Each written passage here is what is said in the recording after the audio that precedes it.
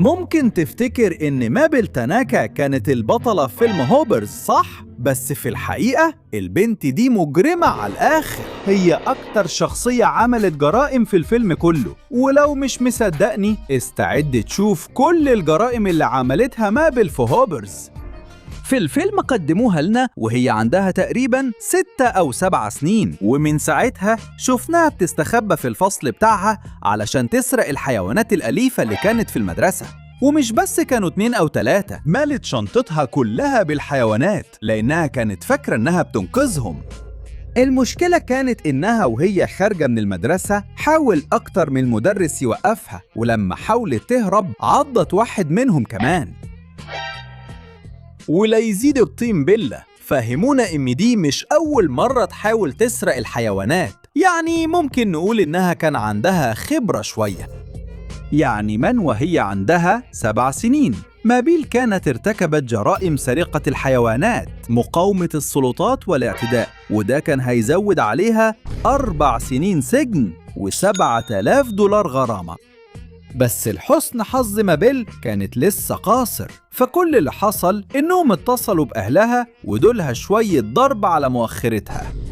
بعد كل اللي عملته قررت تعيش في بيت جدتها عشان تعيش وتستمتع بحياة أبسط وطبيعية أكتر.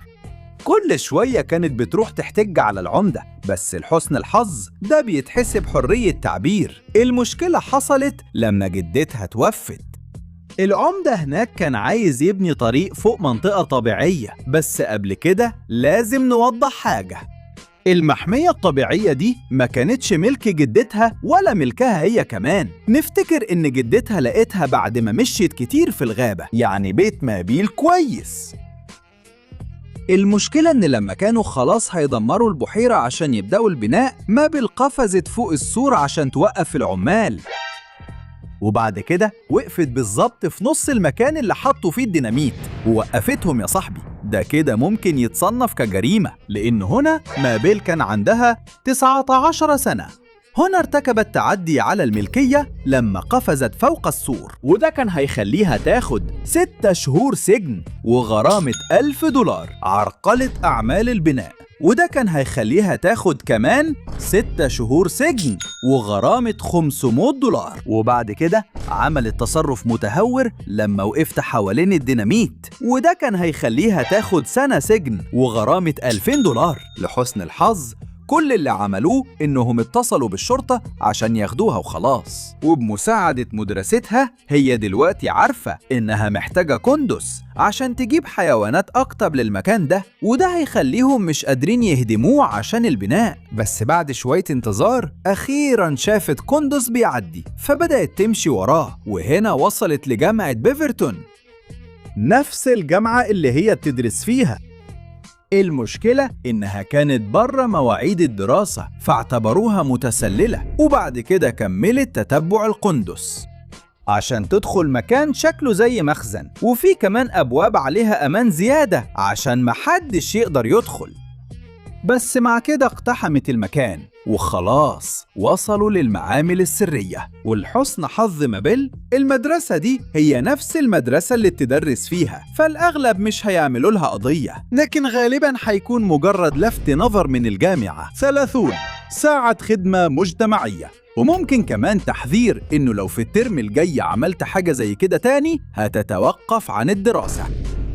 بعد ما عرفت خطة الهوبرز اللي كانت أستاذتها مخبياها، قررت تستخدم التكنولوجيا دي علشان تنقل قندس للمنطقة اللي عايزة تنقذها، وهكذا انتهى بها الحال إنها تسرق القندس الروبوت ده. بس طبعا قبل كده كان لازم تعمل فوضى كبيرة جوه المعمل بتاعها، وده يعتبر سرقة ممتلكات جامعية واستخدام غير مصرح بيه لمعدات البحث العلمي، عرقلة البحث العلمي، وكمان التهرب من طاقم المعمل.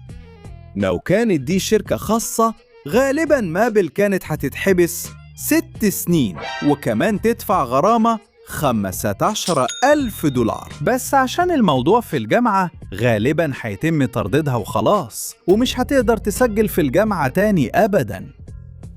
بعد كده راحت للغابة عشان تدور على قندس يساعدها ترجع الحيوانات لمحمية بتاعتها، واكتشفت إن كان في أجهزة بس الحيوانات هي اللي تقدر تسمعها، وعشان كده الحيوانات ما بقوش موجودين في المحمية الطبيعية دي.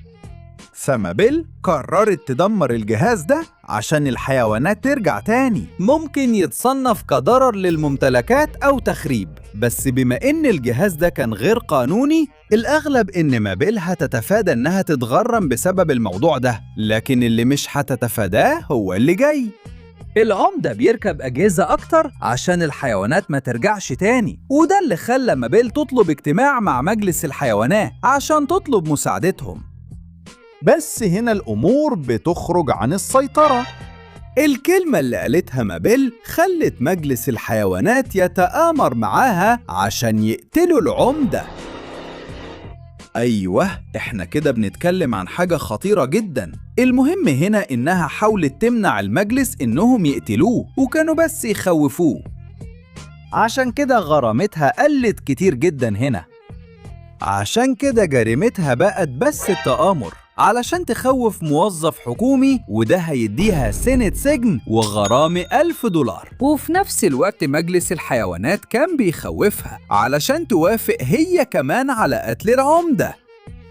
مابيل بتسحق فراشة ملكة الحشرات وفي الآخر بتقتلها، وده يعتبر جريمة قتل، وكانوا هيدوها 5 سنين سجن وغرامة $10,000. هي بتحاول تنقذ العمدة من كل الحيوانات اللي عايزين يخلصوا عليه، فخطتها العظيمة هي إنها تدخل عربيته وبعد كده تخوفه وتحرمه من حريته وتجبره إنه يروح العرض بتاعها ويلغي البناء.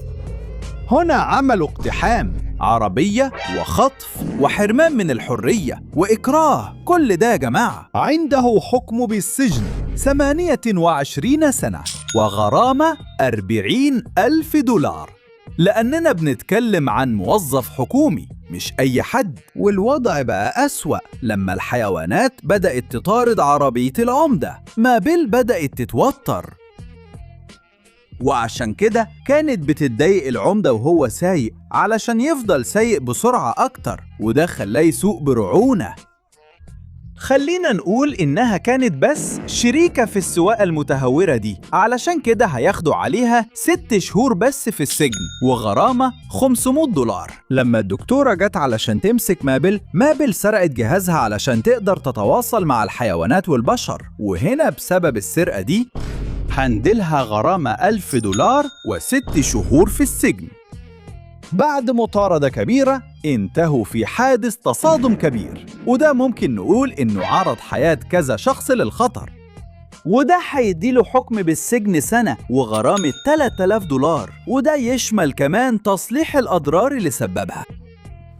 وفي الآخر بما إن العمدة مش عايز يتعاون، مابيل هددته وخوفته وفضلت تصرخ للطيور عشان يلاقوه ويقتلوه. ده يعتبر تحريض على العنف وتخويف، وده هيزود عليه 6 سنين سجن وغرامة $15,000. ولسوء حظه هم اتقبض عليهم من الحيوانات، وفي الآخر اشتغلوا مع بعض كفريق عشان يخرجوا ويعملوا حدث كان هيؤدي المأساة. بس وهي بتحاول توقف المحتال، هي تسببت في حريق غابات خطير جدا، واللي عرض حياة الحيوانات للخطر وحتى حياة البشر. عشان كده بسبب الحريق الناتج عن الإهمال وتعريض السكان للخطر والتسبب في ضرر بيئي، مابيل ممكن تاخد حكم بالسجن لمدة 12 سنة وغرامة قدرها $40,000. شايفين؟ أنا قلتلكم مابيل ارتكبت جرائم كأنها الشريرة في الفيلم ده. إجمالاً جرائم مابيل بتشمل سرقة حيوانات، سرقتين لممتلكات خاصة، مقاومة السلطات، اعتداء على مدرس، وتعديان على ممتلكات الغير. تدخل في أعمال البناء،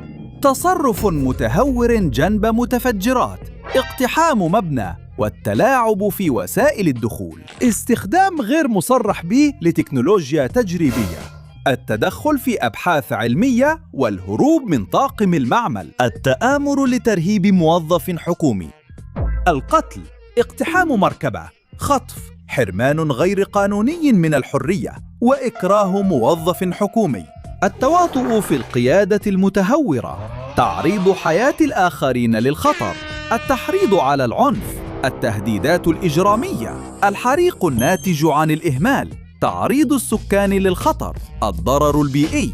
كل ده يطلع مجموع كام؟ 74 سنة سجن، 134,500 دولار غرامات، وتوبيخ من أهله. علاقة أسطورية عشان كان شقي وهو عنده 7 سنين، و30 ساعة خدمة مجتمعية في الجامعة. طرد نهائي من جامعة بيفرتون، ممنوع يقرب من المعامل العلمية، وأمر منع اقتراب محتمل جدا من العمدة.